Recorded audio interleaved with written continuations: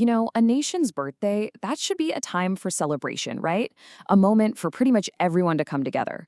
But what if it were something else? What if it was really a political operation, a carefully planned campaign to seize control of a country's entire story? Well, that's exactly what our source material for this explainer, a detailed political blueprint, lays out for America's upcoming 250th anniversary in 2026. So let's dive in and break down how this massive national party is being turned into a political battleground. Okay, so to really get what's happening with 2026, we have to rewind the clock a bit, back to 1976.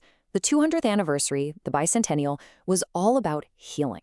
The country was just drained from Vietnam and Watergate, and that celebration was kind of a collective sigh of relief, a national breather.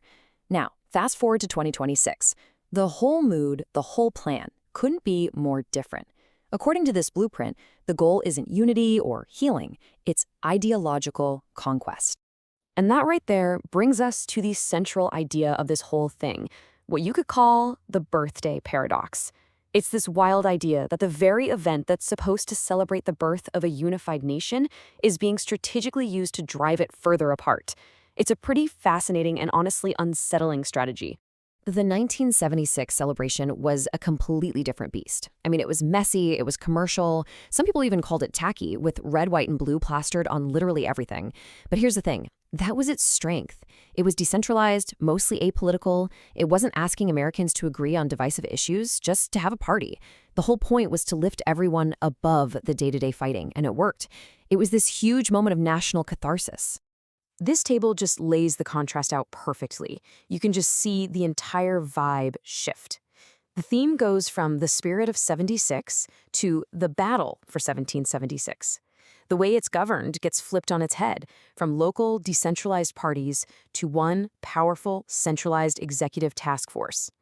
Even the opposition changes, from just a few marginal protests to a whole organized counter-movement. So the big question is, how did this happen?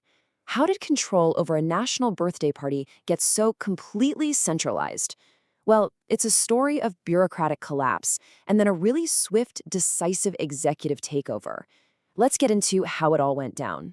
See, the original planning group, called America 250, was supposed to be a bipartisan commission set up by Congress. But it just totally fell apart. It got bogged down by lawsuits claiming it was a toxic work environment, which led to a wave of what the source actually calls revenge quitting. Top executives bailed, huge corporate sponsors like Meta pulled their $10 million contracts, and the whole thing was just left powerless. It basically created a perfect power vacuum. And into that vacuum, the administration moved in fast. An executive order created Task Force 250. And just look at how this thing is structured. It's chaired by the president himself, it's run by his cabinet, it's housed inside the Department of Defense for logistics, and it's partnered with Hillsdale College to shape the educational message. This is not a bipartisan committee anymore. It's a tool of the executive branch, plain and simple. All right, so they've got full control. What's the plan? The source material gives it a name, the thumbnail strategy.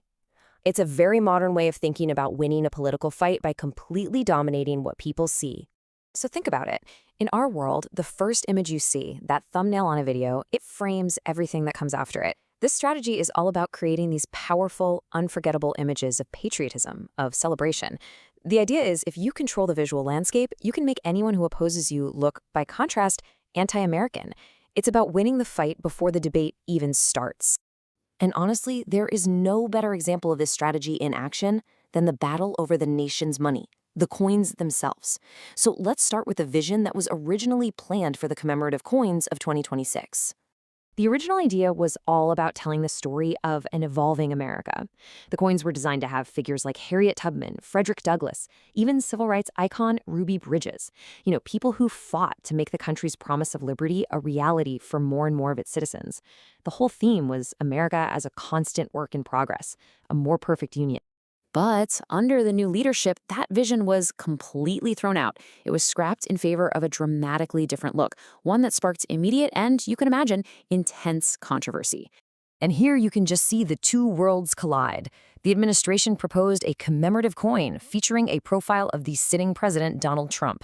And the motto? Not e pluribus unum, out of many one, but fight, fight, fight. The opposition went nuts, calling it monarchical and introducing legislation to block it.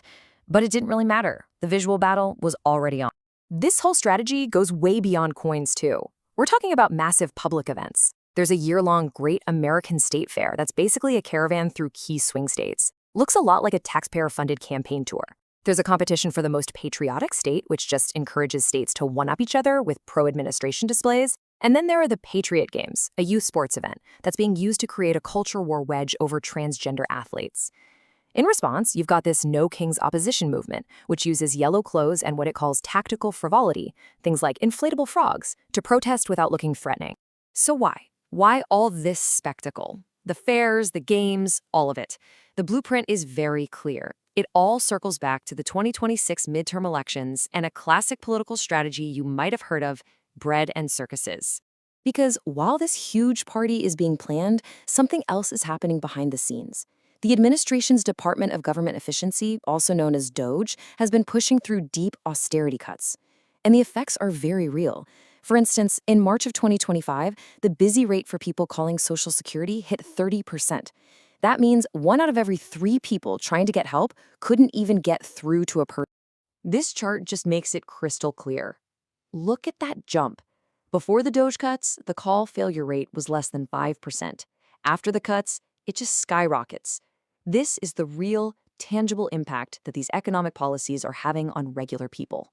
And right here, this is the bread and circuses strategy in a nutshell. On one side of the screen, you have the big celebration, billions of dollars, amazing spectacles, and a story about American glory.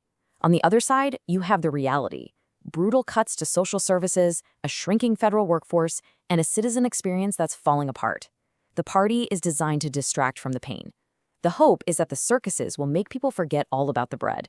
The source document we've been walking through concludes with this really stark assessment.